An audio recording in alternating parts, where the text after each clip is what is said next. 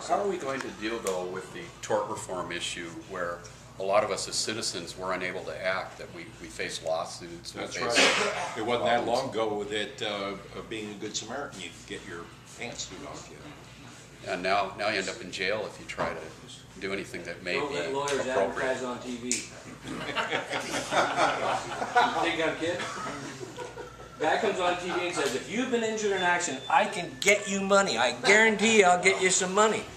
You allow these guys to advertise? That's trolling for clients. And then they run the legislature, so all they say is, hey, we're kind of short in the next couple of years. Could you pass some new laws that we can sue people? That's how it's working. That's the disgusting part. And that prevents what you were talking about of the citizen doing anything. Well, you know something? The other day when that young couple was crossing the road with those beautiful Aussie Shepherds, and they got hit and lost the guy lost his leg, went flying 50 feet. The dogs are dead. His girlfriend's injured. He's in critical condition. What saved his life was because he'd have bled out. Citizens came over. I read this story, unfortunately, in Pravda, the Bee, but they. That's awfully insulting to Pravda. Well, listen, it's no better than Gosplan that came up with this high-speed rail. But you know, the idea, one guy came over, she was not a nurse, but she says, we need a tourniquet. Guy whips his belt off, put a belt on, stop the bleeding, get the ambulance. They did everything they could as citizens because something happened in their neighborhood. And I dare say, if that car would have stalled or something, someday the citizens are going to take it in their own hands, unfortunately, with a child molester or something like this, and they're going to string him up right there. Well, and that's scary. Well, yeah, and totally unacceptable. Right. But the point, though, is that each of us as citizens have an important role to play, and that's being usurped by a bureaucracy that is just getting so huge and so intrusive and unmaneuverable to the point where it can no longer perform even basic tasks. And that's not the first time that's happened in a society. I mean, you go back, you know, to the ancient civilizations, the same thing happened. I think it's just in our human nature. We love to tinker with things. Governments grow. They grow beyond any bounds that are placed in their path. They do reach a terminal stage where they become so large and so indolent and so rapacious that they can no longer perform basic tasks.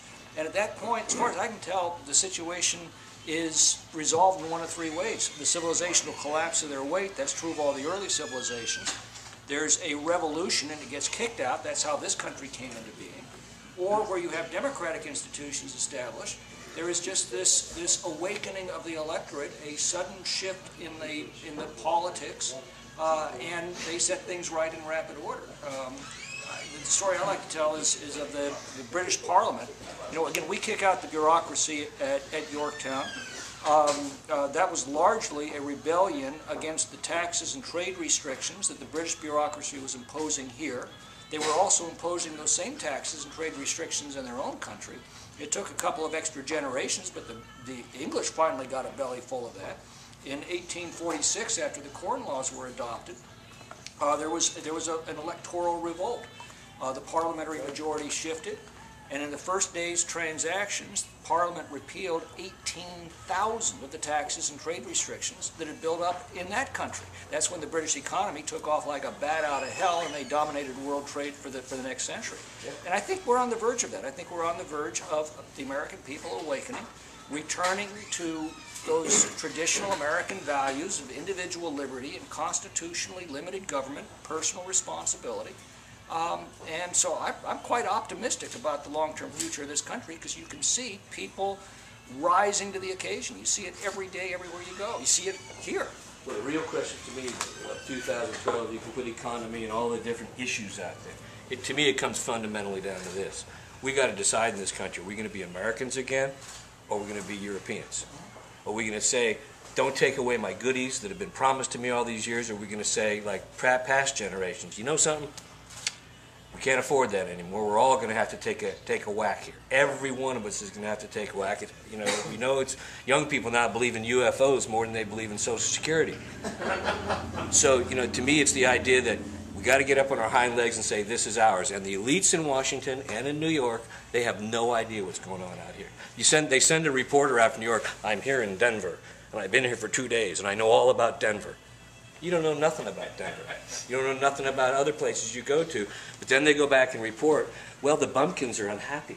But just remember, as we're just talking about this, the debate that's going on in Washington right now is meaningless. It is simply a reflection of a much larger debate that's going on right now among the American people. It's going on right here. It's going on at Starbucks. It's going on, over family dinner. It's going on over backyard fences. Which is making a comeback. That's the debate. That's the debate that's going that will determine the debate in Washington. That's the debate that's going to decide whether this country rediscovers its founding principles and goes on for another epic century as the most successful and prosperous republic in the history of the world, or whether we simply fade away as another failed European socialist state. Well, it just demonstrates, Tom, we always got to keep the tar hot, or at least on a low warm, and make sure you keep collecting those chicken feathers.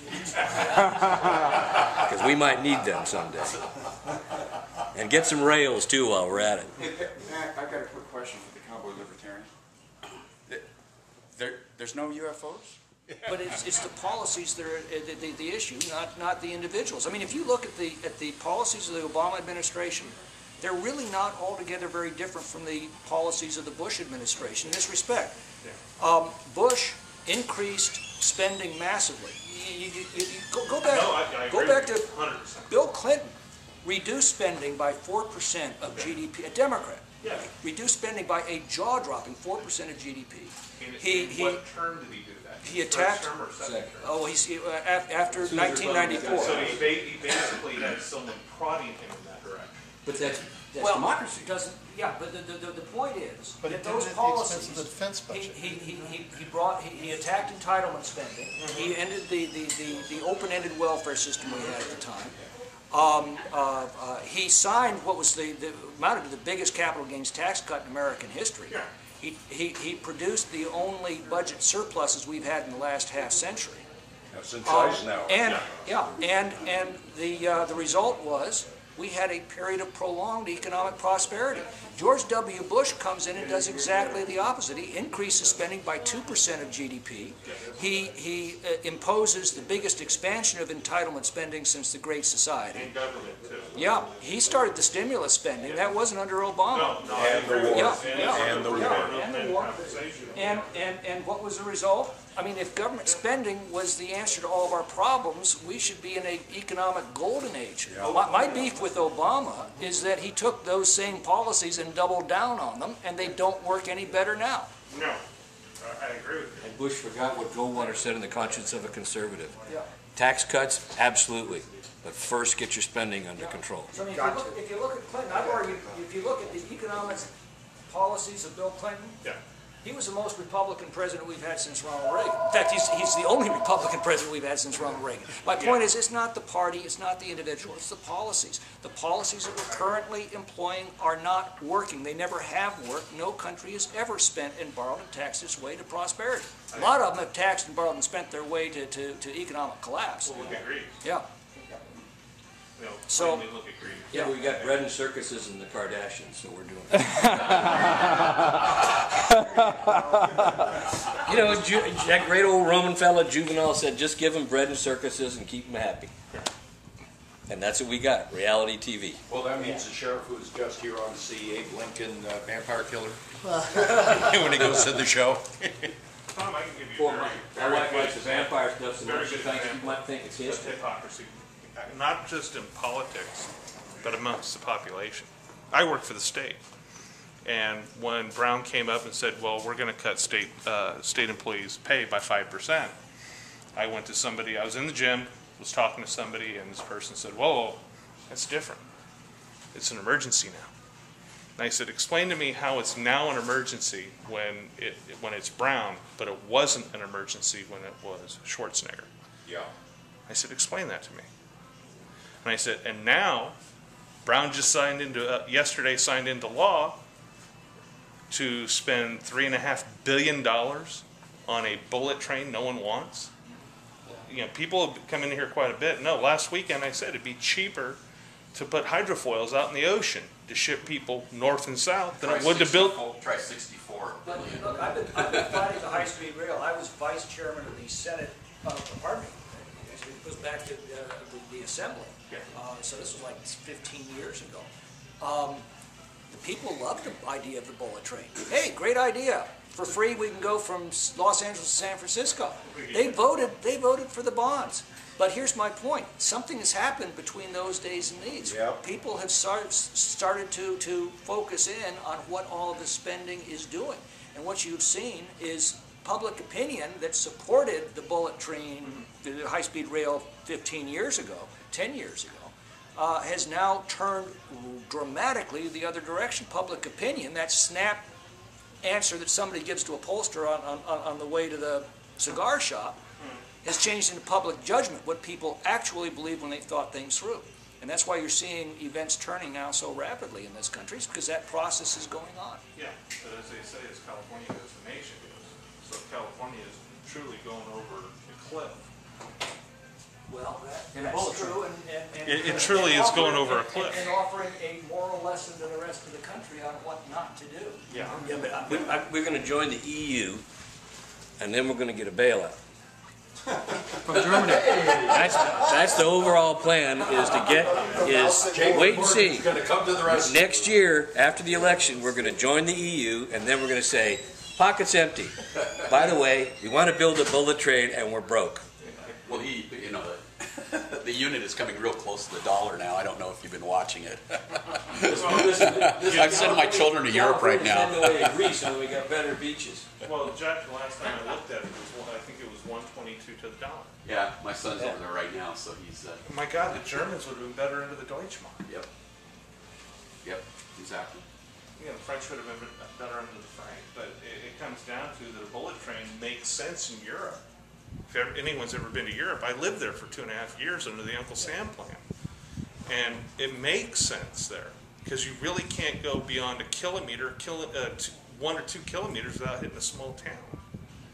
But here, it doesn't make any sense. It really doesn't. Well, And it was called a domain when the economy was much more flush. Well, but California's economy really hasn't been that flush because California's been tightening down on business year after year after year after year. I said when Schwarzenegger took office, Schwarzenegger would have been the best governor in U.S. history, or in California history at least, if he would have mandated the building of power plants, specifically nuclear reactors, and done away with this You don't have to mandate BS. You don't have to mandate it, just get out of the way. Well, either that or get out of the way, or build state-run reactors. That way, the state has a cash flow. You wouldn't even need that. Just get out of the way and let people make their own decisions about what is the most economical way to heat their homes, run their factories, and so forth. The problem is we've been interfering with all of those free decisions to the point where it's destroyed our economy. Tom, you as a Republican, you've been in politics ever since I was a kid, and I remember hearing about you and seeing about you. And what really gets me is that the Democrats, and it's not so much the Democratic Party, but there are Democrats who speak ill against Republicans and say that we're not for clean air, we're not for clean water. We don't like our elders. We don't respect them. That's a bunch of hooey. And what once have we ever gone back to them and said, shame on you? Shame on you.